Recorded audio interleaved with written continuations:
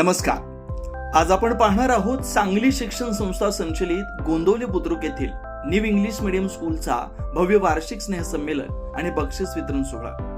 हा कार्यक्रम श्री ब्रह्मचैतन्य महाराज मंगल कार्यालयात अत्यंत उत्साहात पार पडला.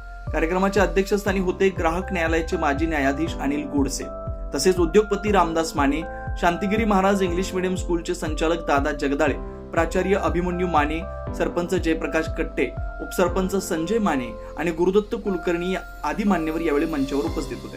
कार्यक्रमाची सुरुवात दीपप्रज्वलनानं झाली आणि श्री गणेशासह श्री ब्रह्मचैतन्य महाराजांच्या प्रतिमेचं पूजन करून सोहळ्याला मंगल आरती प्राप्त झाले.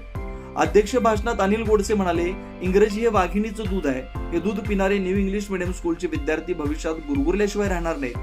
इथले संस्कारी शिक्षण विद्यार्थ्यांना खऱ्या अर्थानं माणूस म्हणून जगायला शिकवेल. उद्योगपती रामदास माने यांनीही विद्यार्थ्यांना प्रेरित करताना सांगितलं, आजच्या आधुनिक युगात इंग्रजीचं ज्ञान अत्यंत गरजेचं आहे, पण शिकून फक्त नोकरीच्या मागे न लागता व्यवसायात पुढे या. नोकरी मागणारे नव्हे तर नोकऱ्या देणारे बना. यानंतर विविध क्षेत्रात चमकलेल्या विद्यार्थ्यांना मान्यवरांच्या हस्ते बक्षीस देऊन गौरवण्यात आलं आणि मग सुरू झाली विद्यार्थ्यांच्या रंगतदार गुणदर्शनाची आतषबाजी. नृत्य, गीत, नाटिका आणि विविध कलागुणांनी संपूर्ण सभागृह दणाणून गेलं.